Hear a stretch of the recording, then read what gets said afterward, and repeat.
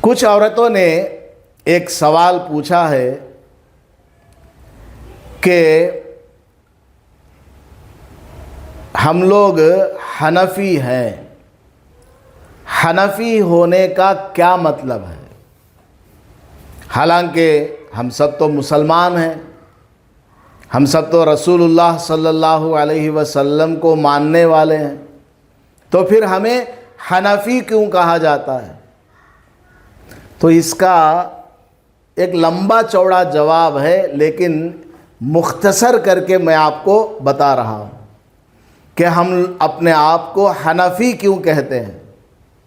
اصل میں اللہ پاک نے یہ سارا دین یعنی قرآن کریم رسول اللہ صلی اللہ علیہ وسلم کو حضرت جبرائیل علیہ السلام کے واسطے سے سکھایا ہے یا ڈائریکٹ بھی سکھایا ہے۔ حضور صلی اللہ علیہ وسلم نے یہ سارا دین صحابہ رضی اللہ عنہم کو سکھایا ہے۔ صحابہ رضی اللہ عنہم نے یہ سارا دین اپنے بعد والوں کو سکھایا ہے۔ تو صحابہ کے بعد والوں میں جو بڑے بڑے علماء پیدا ہوئے، بڑے بڑے ائمہ مجتہدین پیدا ہوئے، ان میں سے ایک بڑی شخصیت کا نام ہے امام اعظم ابو حنیفہ نعمان ابن ثابت رحمہ اللہ تعالی۔ انہوں نے کیا کیا؟ صحابہ سے اور تابعین سے جو بھی دین کی بات سیکھی ہے، قرآن اور حدیث کی بات سیکھی ہے، صحابہ کی بات کو سیکھی ہے، وہ سب لکھ کر کے دے دیا، خود سے بھی لکھا اور اپنے شاگردوں کے ذریعے بھی لٹریچر کی شکل میں لکھ کر کے دے دیا۔ صحابہ رضی اللہ عنہم کو پورے دین کے مسائل لکھنے کا موقع نہیں ملا۔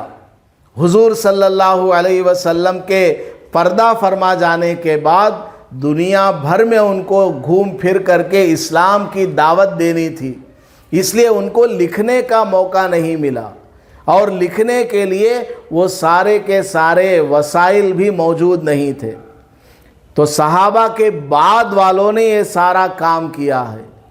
ان کام کرنے والوں میں بڑے بڑے لوگ موجود تھے، ان میں سے 4 بڑے بڑے لوگوں کی لکھی ہوئی کتابیں آج بھی دنیا میں موجود ہیں۔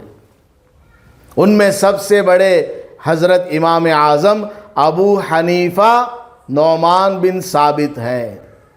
تو حضرت امام اعظم ابو حنیفہ رحمۃ اللہ علیہ نے شریعت کے، قرآن اور حدیث کے مسائل جو کچھ صحابہ سے اور تابعین سے سیکھا تھا، کتاب میں لکھ کر کے دے دیا یا ان کے شاگردوں نے لکھ کر کے دے دیا۔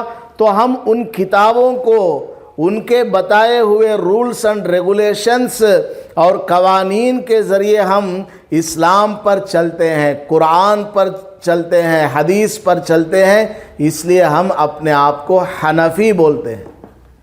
اور دوسرے ائمہ بھی گزرے دنیا میں، حضرت امام شافعی رحمۃ اللہ، امام مالک رحمۃ اللہ علیہ اور امام احمد بن حنبل رحمۃ اللہ علیہ۔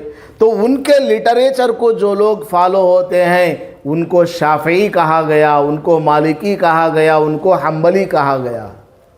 سب مل کر اسی قرآن اور سنت پر ہی عمل کر رہے ہیں، سب مل کر اسی قرآن اور حدیث پر ہی عمل کر رہے ہیں، لیکن کس کے لٹریچر کو فالو کر کے کر رہے ہیں؟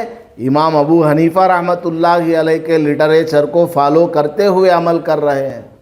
جیسے یہ اسکول ہے علی پبلک اسکول، یہاں بھی بچے 7ویں کلاس پڑھتے ہیں، بغل میں دوسری اسکول ہے وہاں پر بھی پڑھتے ہیں، سامنے اور ایک اسکول ہے وہاں بھی بچے پڑھتے ہیں، سب مل کر کے ایک ہی ایجوکیشن پڑھ رہے ہیں، 7th کلاس ہی سب پڑھ رہے ہیں، سب کا سلیبس ایک ہے، پڑھانے کا انداز تھوڑا الگ ہے، سلیبس کے اندر، سبجیکٹس کے اندر تھوڑا بہت فرق ہے، لیکن سب 7th ہی پڑھ رہے ہیں۔ ایگزام میں سب کو ایک ہی سوال پوچھا جائے گا، کامن ایگزام میں 10th میں سب کو ایک ہی سوال پوچھا جائے گا، سب مل کر کے وہی جواب لکھنے والے ہیں۔ تو یہ 4 بڑے بڑے امام دنیا میں ایسے گزرے ہیں جنہوں نے پوری شریعت کو کتاب میں لکھ کر کے دے دیا ہے۔ اب دنیا میں ان 4 کی لکھی ہوئی کتابوں کے علاوہ کمپلیٹ دین لکھی ہوئی کتابیں کہیں بھی موجود نہیں ہیں۔ انہی 4 کی کتابیں ساری دنیا میں موجود ہیں۔ تو ان کتابوں میں لکھی ہوئی باتوں پر ہم لوگ عمل کرتے ہیں، اس لیے ہم اپنے آپ کو حنفی بولتے ہیں۔ اسکول کا پڑھا ہوا بچہ وہ بھی 7th پاس ہے، اس اسکول کا پڑھا ہوا بچہ وہ بھی 7th پاس ہے، اس اسکول کا پڑھا ہوا بچہ وہ بھی 7th پاس ہے، لیکن اس اسکول کا بچہ بولتا ہے کہ میں علی پبلک اسکول سے پاس ہوا، اس اسکول والا بولتا ہے کہ میں فلاں اسکول سے پاس ہوا، وہ والا بولتا ہے کہ میں فلاں اسکول سے پاس ہوا، سب پاس ہوئے ہیں 7th ہی کلاس۔ تو سب یہ چاروں ائمہ نے جو باتیں لکھی ہوئی ہیں، چاروں نے جو کتابیں لکھی ہیں، کمپلیٹ دین موجود ہے، تو چاروں مل کر قرآن اور حدیث ہی کی بات کرتے ہیں، چاروں مل کر قرآن اور حدیث ہی کو فالو کرتے ہیں۔ تھوڑا بہت ڈیفرنس ہے۔ آج دنیا میں بہت سارے لوگ موجود ہیں جو یہ بولتے ہیں کہ ان اماموں کی بات نہ مانو، اماموں کے پیچھے نہ چلو، قرآن کو فالو کرو، حدیث کو فالو کرو۔ ارے بھائی، ان لوگوں نے بھی تو قرآن ہی کو فالو کر کے لکھا ہے۔ قرآن کو آج کے دور میں ڈائریکٹ کوئی فالو کرے گا تو وہ گمراہ ہو جائے گا۔ کیوں؟ اس لیے کہ قرآن کو سب سے پہلے حضور نے صحابہ کو سکھایا ہے، اور صحابہ نے بعد والوں کو سکھایا ہے، بعد والوں نے ان کے بعد والوں کو سکھایا ہے۔ اس طرح اس قرآن اور حدیث کا علم اور نالج حضور صلی اللہ علیہ وسلم سے لے کر آج تک سیکھتے سکھاتے ہوئے آیا ہے۔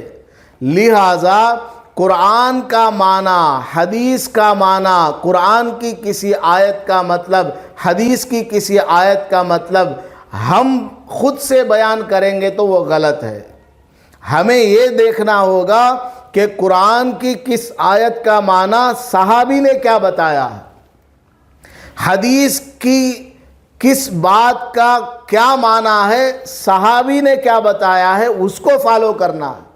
صرف قرآن کا ٹرانسلیشن لے کر، حدیث کا ٹرانسلیشن لے کر ہم کہیں گے دیکھو اس میں صاف لکھا ہے یہ کرنا ہے، اس میں صاف لکھا ہے یہ کرنا ہے، تو ہم گمراہ ہیں، غلط ہو جائیں گے۔ کیونکہ قرآن اور حدیث کا معنی سمجھنے والے صحابہ ہیں حضور سے، صحابہ سے سمجھنے والے تابعین ہیں، تابعین سے سمجھنے والے تبعی تابعین ہیں۔ تو انہی کے زمانے میں ان چاروں نے لکھ دیا ہے سب کچھ، اور دنیا بھر کے اس وقت کے بڑے بڑے علماء نے ان چاروں فقہ کو، ان چاروں کی کتابوں کو 100 سے زیادہ مارکس دے دیا ہے۔ لہٰذا آج کا کوئی جاہل آدمی انگلی نہیں اٹھا سکتا کہ ان کی یہ بات حدیث کے خلاف ہے یا قرآن کے خلاف ہے۔ ایک حدیث یہ لوگ دکھاتے ہیں، گمراہ فرقے کے لوگ ایک حدیث دکھائیں گے کہ دیکھو بخاری شریف میں یہ ہے اور تم ایسا عمل کرتے ہو، حالانکہ بالکل غلط بات ہے۔ ایک عمل کے بارے میں ایک ہی حدیث نہیں ہوتی، کئی احادیث ہوتی ہے۔ آمین زور سے بولنا ہے، اس طرح کی بھی ایک حدیث ہے، آہستہ بولنا ہے، اس طرح کی بھی ایک حدیث ہے، سینے پر ہاتھ باندھنا ہے یا ناف کے نیچے ہاتھ باندھنا ہے، دونوں طرح کی حدیثیں ہیں۔ لیکن کون سی حدیث کب کی ہے، کون سی حدیث پر کب عمل کیا گیا تھا اور کب بند کر دیا گیا تھا؟ آخری بات مثال کے طور پر، شروع میں جب حضور صلی اللہ علیہ وسلم نے صحابہ کو نماز سکھائی تھی، شروع میں نماز کے اندر لوگ بات کیا کرتے تھے، آ کر کے پوچھا کرتے تھے کون سی رکعت چل رہی ہے جماعت میں شامل ہوتے وقت۔ نماز میں سلام کرنا جائز تھا پہلے، حدیث موجود ہے، لیکن بعد میں نماز میں بات کرنا بند کر دیا گیا، وہ بھی حدیث ہے۔ اب کوئی آدمی صرف وہ حدیث دکھائے کہ نماز میں بات کیا کرتے تھے صحابہ، چلو ہم بھی بات کریں گے، تو ان کی یہ بات غلط ہوگی، کیونکہ وہ حدیث پہلے کی ہے۔ اور یہ حدیث بات کی ہے جس میں کہا گیا ہے کہ بات چیت نہیں کرنا ہے نماز میں۔ اسی طرح بے شمار اعمال ہیں جن میں ڈیفرنٹ ٹائپس آف حدیث ہے، تو کون سی حدیث پر عمل کرنا اور کون سی حدیث کو عمل نہیں کرنا یہ صحابہ بتائیں گے۔ صحابہ کے زمانے کو جن لوگوں نے دیکھا ہے وہ بتائیں گے، اور وہ سب بتا چکے ہیں، لکھ چکے ہیں۔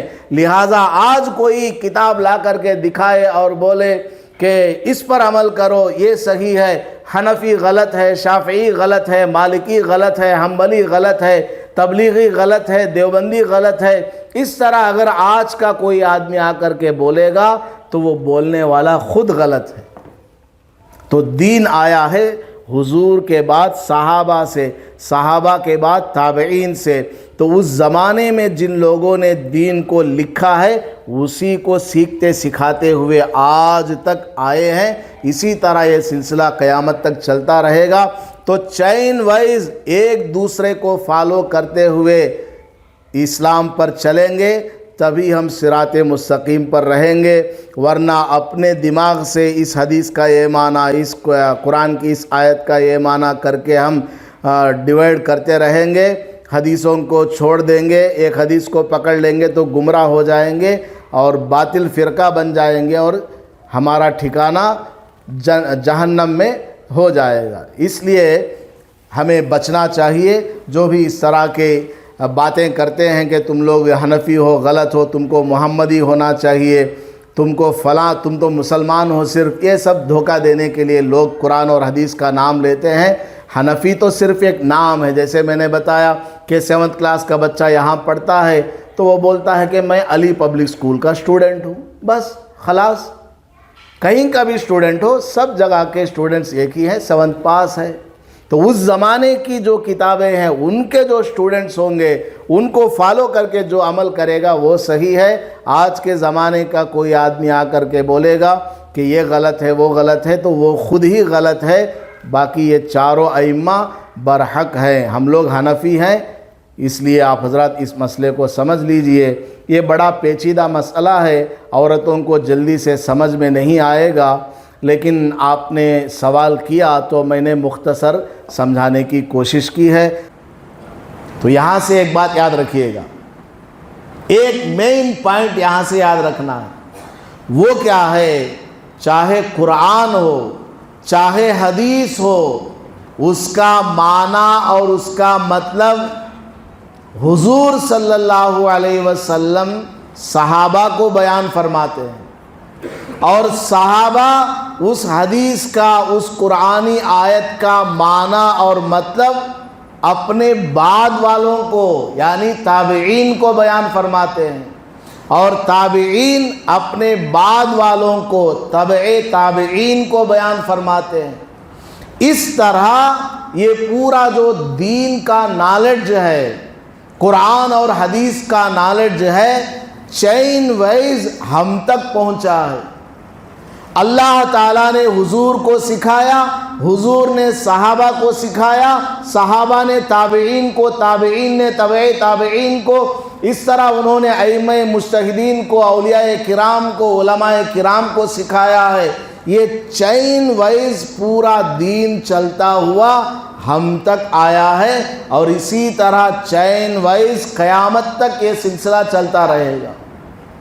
آج اگر کوئی آدمی قرآن کی آیت کا کوئی مطلب بیان کرے، حدیث کا کوئی مطلب بیان کرے، اس کی بات نہیں مانی جائے گی۔ وہ چاہے جتنی ڈکشنری دکھا دے، دیکھو بخاری شریف میں ہے، ترمذی میں ہے، مسلم میں ہے، حدیث میں صاف ہے کہ یہ کام کرو، اس کی بات نہیں مانی جائے گی، بلکہ کیا کہا جائے گا؟ اس حدیث کا مطلب صحابی نے کیا بیان فرمایا، اس حدیث کا مطلب صحابہ کے شاگردوں نے کیا بیان فرمایا ہے، وہ جو مطلب بیان کریں گے، حدیث کا جو معنی صحابہ یا ان کے شاگرد بیان کریں گے اسی کو لیا جائے گا۔ آج کے زمانے میں آپ کو انٹرنیٹ پر، یوٹیوب پر بہت سارے ایسے انجینئر اور پتہ نہیں کیسے کیسے لوگ مل جائیں گے جو سامنے قرآن رکھ لیتے ہیں ٹرانسلیشن، حدیث رکھ لیتے ہیں ٹرانسلیشن، دیکھو بخاری شریف میں حدیث نمبر فلاں، مسلم شریف میں حدیث نمبر فلاں، اس میں صاف یہ لکھا ہے، یہ لکھا ہے، اس پر یہ لوگ عمل نہیں کرتے، وہ لوگ عمل نہیں کرتے، لوگوں کو برا بھلا کہتے رہتے ہیں۔ ایسے لوگوں کی باتوں کو ہرگز نہ سنیں۔ قرآن کا معنی ہو، حدیث کا معنی ہو، جب تک صحابہ کو بیچ میں نہ لائیں، جب تک صحابہ کے بعد جو تابعین ہیں، ائمہ مجتہدین ہیں، جب تک ان کو بیچ میں نہ لایا جائے، ہم لوگ سیدھے راستے پر نہیں چل پائیں گے، گمراہ ہو جائیں گے۔ ان کے ذریعے ہی دین ہم تک پہنچا ہے، تو انہی کے ذریعے ہم کو فالو کرتے ہوئے دین پر چلنا ہے۔ اللہ پاک ہمیں تمام باطل فرقوں سے بچنے کی توفیق عطا فرمائے۔ آمین۔ وآخر دعوانا الحمدللہ رب العالمین۔